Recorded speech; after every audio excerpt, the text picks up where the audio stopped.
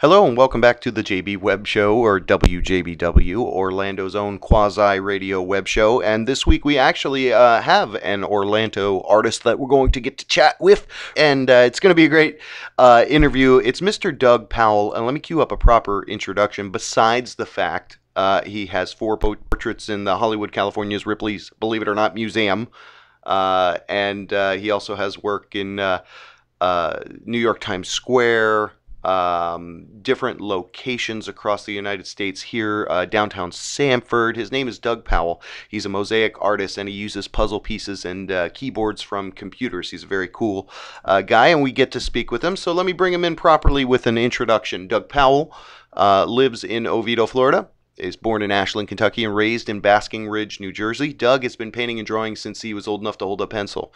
His creativity was sparked at a very young age while attending arts and crafts classes sponsored by the YMCA in Plainfield, New Jersey. As a youth, his interest included string art, mosaics, and spin art reminiscent of the 1970s. His junior high actually commissioned him at the age of 14 to make a 4x8 foot string art mosaic, which hung in the high school library for over 20 years. He served 10 years in the United States Navy in the 80s, and then once he was through there, his artistic juices began to flow again and in a new and uncharted direction. So Doug is actually on the line with us. Doug, welcome, and welcome to the show. Hello, JB Webb. How you doing?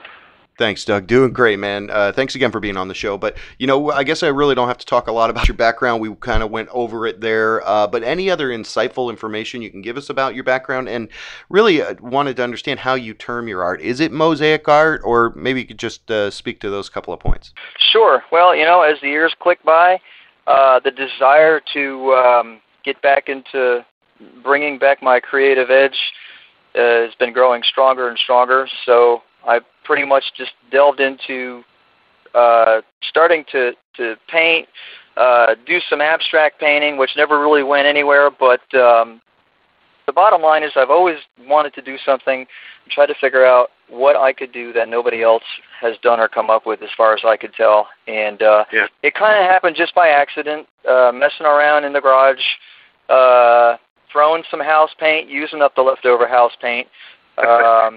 And maybe mosaic-like, but gluing down objects, you know, just trying to really mix it up in the garage. And one of those mediums, or one of those objects that I used, was puzzle pieces from a box of puzzles that was nearby. And that's really the first time that I glued pieces down on a canvas. There was really no subject matter at all, but that's kind of where the seed was planted, right there. Okay, so you're like some mad scientist in your garage or whatever. But, you know, going back to the earlier part in the story about the spin art, the string art and stuff like that, this thing in your junior high school where they got it, I mean, how did you kind of come up with the idea for that? Was it also, you know, something you approached differently, or how did that kind of come into being? Yeah, I was first introduced to that in 6th grade.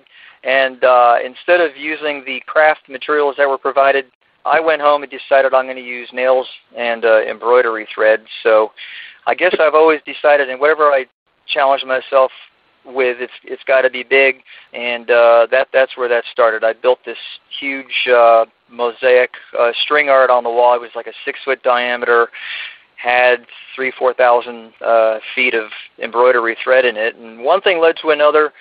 You know, as far as that goes. So I think I've always had this idea that if I'm going to be creative, I might as well go all out with it. If you're gonna go at all, you might as well go big. Yes, that's great, and that's a perfect segue. Speaking of big, you have some big works for Ripley's Believe It or Not. Tell us a little about that. Sure. What happened there was back in 2010, the fall of 2010, the Sentinel always does stories on the local attractions, and Dwayne Bevel was doing a small write-up on the Ripley's on International Drive. And within that article, there was a mention of Ripley's is always looking for odd and unusual sculptures, especially of iconic images, referencing Hollywood, of course. It just so happens that Ripley's corporate is here in Orlando as well, and they call their headquarters the Vault. That's where everything comes in, all the artifacts, all the artwork. Well, it was just a simple email to Edward Meyer, Vice President of Archives and Exhibits, Ripley's, and we conversed a couple emails, and I think within 48 hours I was on my first piece with Ripley's at the house.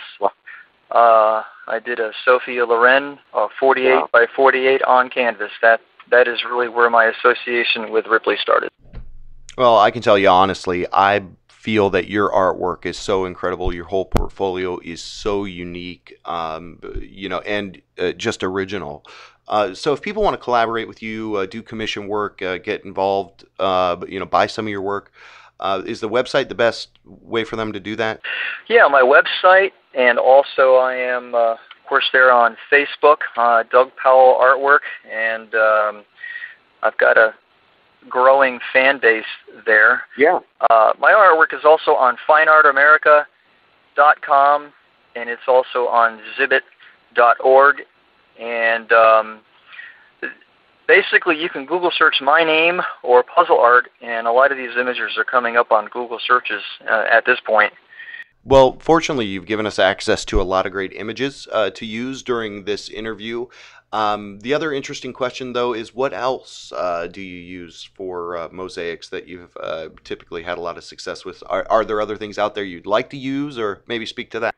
Yeah, I think so. I'm a thinker, and often that happens at 3 o'clock in the morning, and I'm constantly coming up with ideas.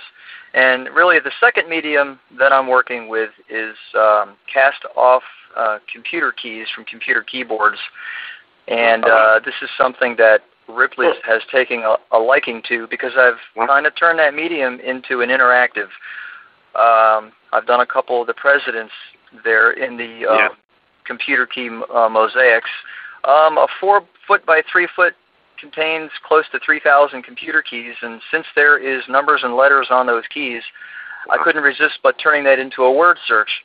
So when you look at any of the computer key mosaics, I do have words embedded in the subject matter, relating to that particular portrait. Right, and that's awesome. Thanks for sharing that. It really gives it a couple more different, a little depth and layer. And from our humble little show here, we just want to thank you. I'm curious if you have some other things cooking up you could share with us, but we think you're a great artist here in Orlando and nationally, so we want to get people out to your sites. But any other final or closing little pieces you can share with us? Well, thank you so much. I really appreciate that. And yeah, actually, I do have another idea that I've been mulling over for the last couple years, and the only thing I'll say about that, I can give you a hint. Busy intersection code violation. And those two words is about all I'm going to give you on that. Oh, and recession. Recession, busy intersection code violation, jaywalking.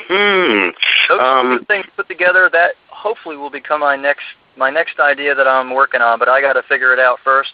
But I really appreciate the kind words, and thank you very much for giving me this interview. I really do appreciate that. Doug, truly the pleasure was all ours. Go check out the artwork of Doug Powell. You are watching WJBW and listening to The Social Experiment, quasi-radio web show out of Orlando, Florida. We have more on tap for the summer. Try to stay cool. See you later.